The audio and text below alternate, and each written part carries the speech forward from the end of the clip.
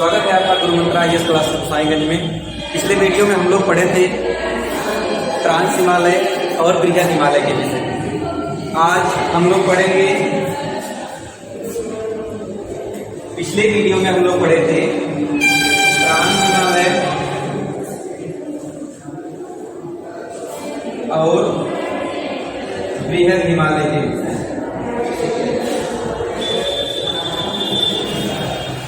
आज हम लोग पढ़ेंगे मध्य हिमालय या लघु हिमालय और शिवालिक हिमालय के विषय। हम लोगों ने देखा था कि ट्रांस हिमालय में 4 प्रमुख श्रेणियां थी: काराकोरम, लद्दाख, जास्कर और नेपाल में कैलाश पर्वत से। नेपाल में कैलाश पर्वत से। और देखा था इनके मध्य में काराकोरम और लद्दाख के मध्य में एक नदी बहती है, श्योक नदी। और लद्दाख और जास्कर श्रेणी के मध्य एक नदी बहती है, सिंधु नदी। सिंधु नदी। और इसी सिंधु नदी के दाहिने तट पर एक स्थान स्थित है, लेह। ये सब बातें हम लोगों ने ट्रांस हिमालय में किया था। उसके बाद हम लोग पढ़े थे बृहद हिमालय के विषय में। बृहद हिमालय में हमने देखा था कि इसमें कुछ चोटियां स्थित हैं जो विश्व की सबसे ऊंची चोटियां कहलाती हैं, जैसे एवरेस्ट, कंचनजंगा, मकालू। कौन कौन सी? एवरेस्ट, कंचनजंगा, मकालू, मसालू, अन्नपूर्णा। आज तक चोटियों को हम लोग अच्छे से पढ़े थे, जिसमें यह भी पढ़ा था कि एवरेस्ट दुनिया की सबसे ऊंची चोटी है, जिसकी ऊंचाई 8848.86 मीटर है। और ये ऊंची चोटियां बर्फ से ढकी रहती है, इसीलिए इसे हिमाद्री हिमालय भी कहते हैं। इसीलिए इसे हिमाद्री हिमालय भी कहते हैं। और इस ट्रांस हिमालय और बृहद हिमालय या महान हिमालय को अलग करने वाले जोन को कहते हैं सचल जोन। सचल जोन। इस प्रकार से हम लोग ट्रांस हिमालय और बृहद हिमालय के विषय में अच्छे से पढ़े हुए थे। आज हम लोगों को पढ़ना है मध्य हिमालय, जिसका नाम लघु हिमालय है, और शिवालिक हिमालय। सबसे पहले हम लोग देखते हैं शिवालिक हिमालय के विषय। ये लाल रंग से बृहद हिमालय को दिखाया गया है। उसके बाद ये छोटी छोटी चोटियां मध्य हिमालय है, और इसके दक्षिण में लाल रंग से शिवालिक हिमालय। ये शिवालिक हिमालय। तो सबसे पहले हम लोग देखते हैं लघु हिमालय के विषय। आप लोग लिखते भी रहिएगा। लघु हिमालय बृहद हिमालय के दक्षिण में स्थित एक पर्वत श्रृंखला है। लघु हिमालय दक्षिण हिमालय के लघु हिमालय बृहद हिमालय के दक्षिण में स्थित एक पर्वत श्रृंखला है। ये उत्तर की ओर या उत्तर पूर्व की ओर सकरी है तथा पश्चिम की ओर अधिक चौड़ी है। जब भारत की उत्पत्ति आप लोगों को पढ़ाए थे तो उसमें बताए थे कि ये पूर्वी भाग हिमालय का सकरा है और पश्चिमी भाग अधिक चौड़ा है। ये सकरे होने के कारण ये पर्वत श्रेणियां एक दूसरे से बहुत सटे हुए हैं, अर्थात इनको अलग अलग पढ़ाना सर्वोचित नहीं है। हम लघु हिमालय केवल नेपाल तक ही पढ़ते हैं। लघु हिमालय का विस्तार वैसे तो पूर्वोत्तर भारत में भी है, लेकिन इसकी विस्तृत व्याख्या हम लोग नेपाल तक ही करते हैं। तो लघु हिमालय की कुछ पर्वत चोटियां हैं, उनको अच्छे से जानेंगे, उनकी विशेषताओं के विषय में जानेंगे। तो पहली पर्वत चोटी है ये जो आप लोग काले रंग से देख रहे हैं, पीर पंजाल पर्वत श्रेणी। पीर पंजाल पर्वत श्रेणी। पीर पंजाल पर्वत श्रेणी जम्मू कश्मीर केंद्र शासित प्रदेश में स्थित है। पीर पंजाल पर्वत श्रेणी जम्मू कश्मीर के केंद्र शासित प्रदेश में स्थित है और इसी पर्वत श्रेणी के उत्तर में जम्मू कश्मीर की राजधानी श्रीनगर स्थित है। जम्मू कश्मीर की राजधानी श्रीनगर स्थित है और इसके दक्षिण में जम्मू स्थित है। जम्मू स्थित है। जम्मू, श्रीनगर और जम्मू के मध्य पीर पंजाल श्रेणी स्थित है और इसी के मध्य एक दर्रा है। दर्रा क्या होता है? जब कोई नदी किसी मार्ग में बहती है और उसे काट कर गहरा कर देती है और उसके बाद वो अपना मार्ग से विचलित हो जाती है, दूसरी तरफ बहने लगती है, तो यही गहरा भाग कटा हुआ दर्रा कहलाता है। तो इसी प्रकार से एक दर्रा इस पीर पंजाल श्रेणी पर भी है जिसका नाम है बनिहाल दर्रा। बनिहाल दर्रा, ये बनिहाल दर्रा श्रीनगर और जम्मू को जोड़ता है। बनिहाल दर्रा श्रीनगर और जम्मू को जोड़ता है। प्रश्न आता है कि बनिहाल दर्रा निम्न में से किन किन को जोड़ता है? तो बनिहाल दर्रा श्रीनगर और जम्मू को जोड़ता है। या प्रश्न आएगा बनिहाल दर्रा किस राज्य में है? तो जम्मू कश्मीर केंद्र शासित प्रदेश में है और यहीं पर श्रीनगर से जम्मू तक एक लंबी सुरंग बनी हुई है या जम्मू सड़क भी यहाँ पर है, सड़क का भी निर्माण हुआ या सड़क सुरंग से भी होकर के जाती जिसका नाम है जवाहर सुरंग। जवाहर सुरंग। प्रश्न आएगा कि जवाहर सुरंग किस पर्वत श्रेणी पर स्थित है या किस पर्वत श्रेणी के पास में है? तो पीर पंजाल पर्वत श्रेणी के पास में। हमने पीर पंजाल पर्वत श्रेणी में कुछ महत्वपूर्ण बातें क्या क्या देखी। सर्वप्रथम यहाँ पर बनिहाल दर्रा है। बनिहाल दर्रा उत्तर में, बनिहाल दर्रे के उत्तर में श्रीनगर तथा दक्षिण में जम्मू है, इन दोनों को जोड़ता है। और हमने देखा कि इसी बनिहाल दर्रे से पास जवाहर सुरंग है और इसमें पीर पंजाल के उत्तर में ही डल झील स्थित है। कौन सी झील स्थित है? डल झील स्थित है। डल झील स्थित है जो कि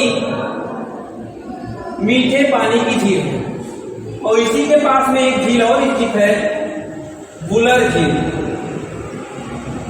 बुलर झील, ये दोनों झील जम्मू कश्मीर में स्थित है। आता है प्रश्न कि डल झील और बुलर झील किस हिमालय में स्थित है? तो लघु हिमालय में स्थित है। अगर इसी में प्रश्न पूछ ले डल झील और बुलर झील जम्मू कश्मीर के किस श्रेणी में स्थित है? तो पीर पंजाल पर्वत श्रेणी में स्थित है। उसके बाद हम लोग देखते हैं उसके पूर्व में हिमाचल प्रदेश में धौलाधर श्रेणी है। धौलाधर श्रेणी है कहां पर? हिमाचल प्रदेश में। इस पर्वत श्रेणी में हिमाचल प्रदेश की राजधानी शिमला इसी पर्वत श्रेणी पर स्थित है। प्रश्न आएगा कि शिमला किस पर्वत श्रेणी पर स्थित है या हिमाचल प्रदेश की राजधानी शिमला किस हिमालय में स्थित है? तो लघु हिमालय पर स्थित है या धौलाधर पर्वत श्रेणी पर स्थित है। और धौलागिरी हम लोग कहाँ पढ़े थे पिछले वीडियो में? ये नेपाल में स्थित एक पर्वत चोटी है, लेकिन धौलाधर कहाँ पर है? हिमाचल प्रदेश में। उसके बाद हम लोगों ने पढ़ा, देखा कि ये एक पर्वत श्रृंखला है उत्तराखंड में, जिसे मसूरी कहते हैं। उसके बाद नेपाल में इसी लघु हिमालय को ही कैलाश पर्वत श्रेणी, कैलाश पर्वत श्रेणी और नाग टिब्बा पर्वत श्रेणी कहते हैं। नाग टिब्बा पर्वत श्रेणी कहते हैं। प्रश्न आएगा कि कैलाश और नाग टिब्बा पर्वत श्रेणी हिमालय के किस हिमालय श्रृंखला का भाग है? तो मध्य अथवा लघु हिमालय का भाग है। अगला प्रश्न बन सकता है इसमें कि कैलाश पर्वत श्रेणी का विस्तार किस देश में है?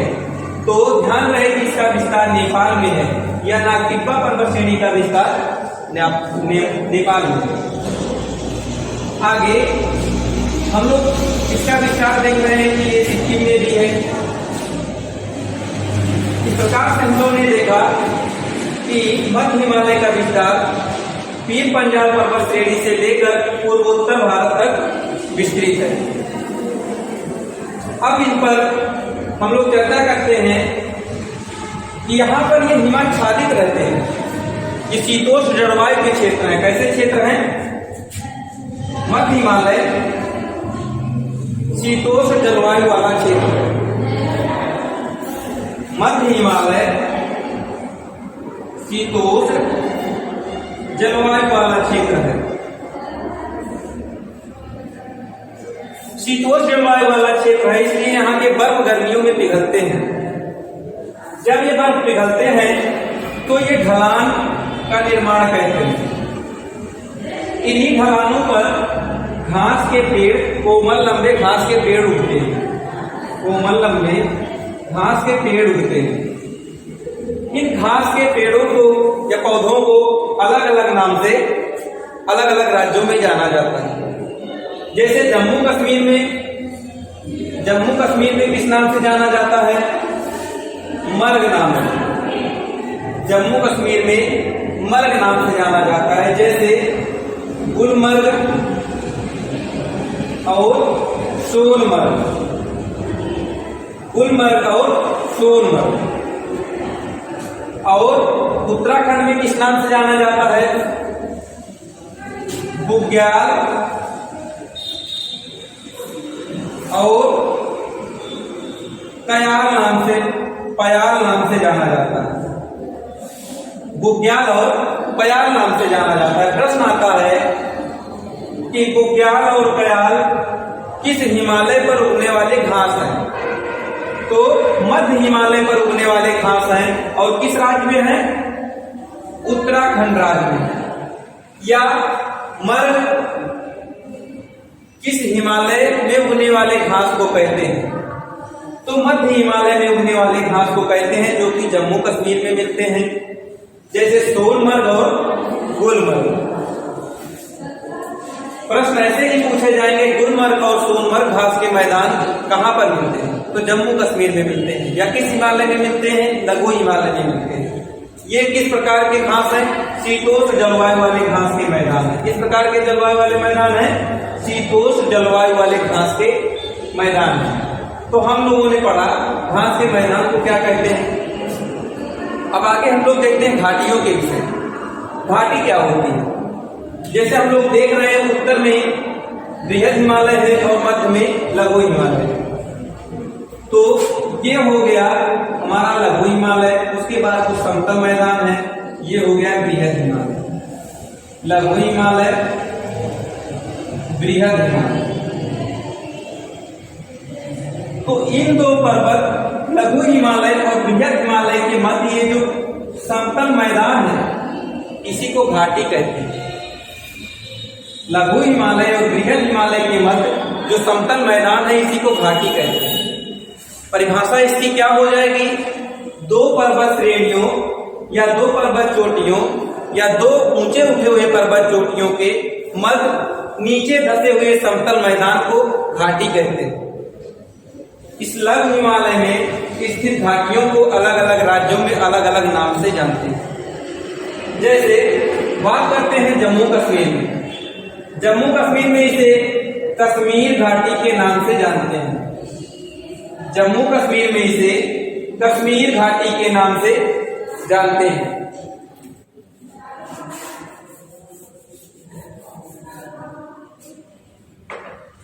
और उसके बाद हिमाचल प्रदेश में ये धौलाधर पर्वत श्रेणी है ना, धौलाधर पर्वत श्रेणी कहां पर है?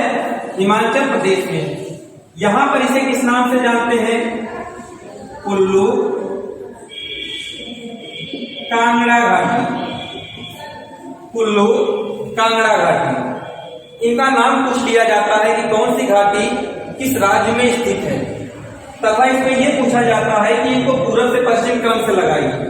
आगे नेपाल में स्थित घाटी है काठमांडू घाटी, और ये आप लोग देख रहे होंगे ये सिक्किम में एक घाटी स्थित है जिसका नाम है चुम्बी घाटी। चुम्बी घाटी, इन घाटियों को क्रम से लगाने के लिए आ जाता है इन्हें पूर्व से पश्चिम क्रम से लगाइए। तो पूर्व में क्या है? चुम्बी घाटी। कहाँ पर है? सिक्किम में। फिर काठमांडू घाटी नेपाल में। फिर हम लोगों ने देखा हिमाचल प्रदेश में क्या है? कुल्लू घाटी। उसके बाद जम्मू कश्मीर में सिंधु घाटी है या कश्मीर घाटी। कश्मीर घाटी है। इनका लोकेशन पूछेगा कौन किस राज्य में है, और ये सब किस हिमालय में है? लघु या मध्य हिमालय में। आगे हम लोगों ने इनके घाटियों के विषय में चर्चा कर लिया। यहाँ पर कौन से घास के मैदान है इसके विषय में अच्छे से चर्चा कर ली। अब बात करते हैं इनको अगर क्रम से लगाने के लिए आएगा तो सबसे ऊपर पीर पंजाल पर्वत श्रेणी, उसके बाद धौलाधर पर्वत श्रेणी, उसके बाद मसूरी पर्वत श्रेणी, उसके बाद कैलाश पर्वत श्रेणी, फिर नागटिब्बा पर्वत श्रेणी।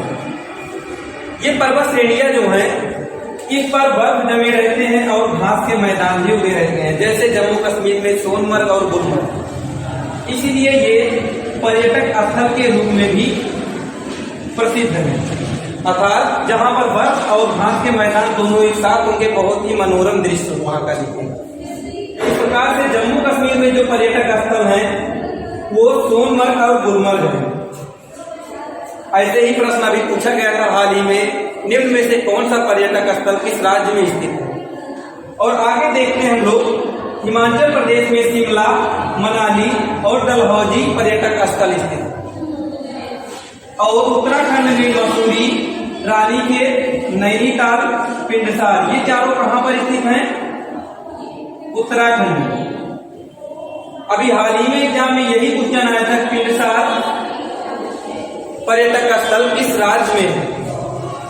तो ये उत्तराखंड में स्थित है। अब प्रश्न ये भी बन सकता है कि ये पर्यटक स्थल किस हिमालय में स्थित है? तो लघु अथवा मध्य हिमालय में स्थित है। आगे हम लोग पढ़ते हैं, अब बृहद हिमालय और लघु हिमालय को पढ़ लिए, आगे पढ़ते हैं शिवालिक हिमालय। शिवालिक हिमालय का अन्य नाम आंतरिक हिमालय, सॉरी बाह्य हिमालय भी। हम लोग कंफ्यूज हो जाते हैं कि किसे आंतरिक हिमालय कहते हैं और किसे बाह्य हिमालय कहते हैं। तो चलिए इसके विषय में जानते हैं। अगर हम किसी एक केंद्र बिंदु को मान करके उसके चारों तरफ वृत्त खींचे, कितने वृत्त खींचे? 3 वृत्त खींचे, क्योंकि हिमालय को कितने भागों में बांटा गया है? 3 भागों में। इसको हम पूरे वृत्त को अर्धवृत्त बना देते हैं। इसको हम पूरे वृत्त को अर्धवृत्त बना देते हैं। तो हम इसके केंद्र से देखते हैं कि सबसे अंदर में जो वृत्त है उसको आंतरिक वृत्त बोलेंगे। अर्थात यहाँ अगर हम केंद्र मान लें तो सबसे अंदर में कौन सा पड़ेगा? बृहद हिमालय, तो इसे आंतरिक हिमालय बोलते हैं। उसके बाद जो पड़ेगा ये इस और इस वृत्त के मध्य में स्थित है, इसीलिए इसे मध्य हिमालय। उसके बाद उसके दक्षिण में ये सबसे बाहर का है, केंद्र से सबसे बाहर का है, इसीलिए इसको बोलते हैं बाह्य हिमालय। इस प्रकार से कहते हैं कि सबसे उत्तर में है आंतरिक हिमालय, मध्य में मध्य हिमालय या लघु हिमालय, उसके दक्षिण में है शिवालिक हिमालय या बाह्य हिमालय।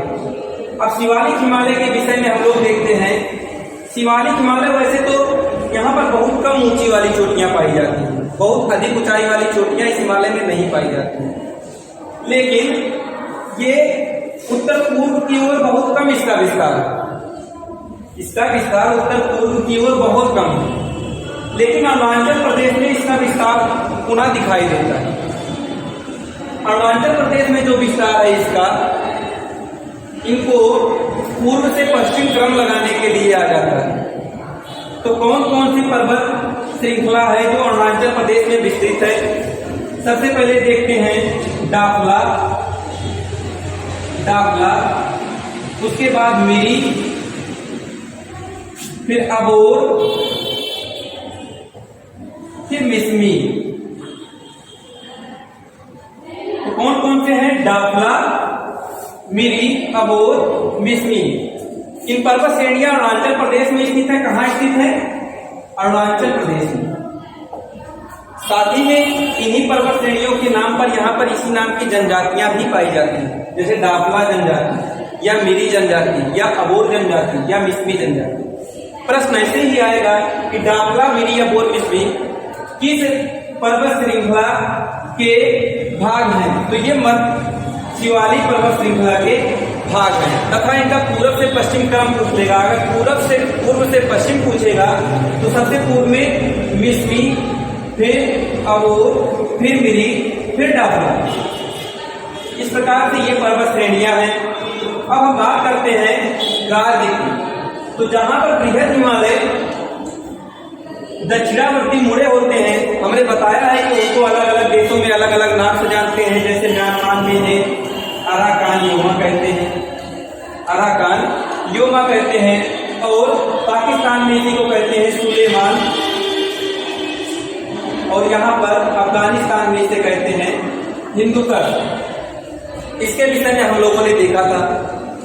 तो ये सिंधु नदी जब बह करके आती है तो कटाव करती है, पर्वत को काटती है और एक गार्ज का निर्माण करती है। गार्ज का निर्माण करती है। गार्ज क्या होता है देख लेते हैं। गार्ज की बात करें तो हम लोग, जैसे ये दो पर्वत श्रृंखलाएं हैं, जैसे हम लोग गार्ज की बात करते हैं तो गार्ज दो पर्वत श्रृंखलाओं के मध्य नदियां जो गहरा करती हुई इस प्रकार की आकृति बनाती है, और कितना गहरा करती है? समुद्र तल तक गहरा करती है, उसके बाद ये गहरा नहीं करती। तो ये आई आकार की घाटी का निर्माण कर देती है, जिसे हम गार्ज अथवा कैनियन कहते हैं। गार्ज अथवा कैनियन कहते हैं। इस प्रकार से जम्मू कश्मीर में सिंधु गार्ज है और अरुणाचल प्रदेश में ब्रह्मपुत्र नदी द्वारा दिहांग गार्ज का निर्माण किया गया। दिहांग गार्ज का निर्माण किया गया। अब हम लोगों ने हिमालय के विषय में अच्छे से अध्ययन कर लिया।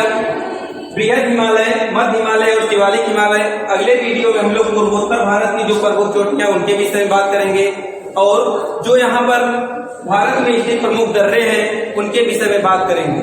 जय हिंद, जय भारत।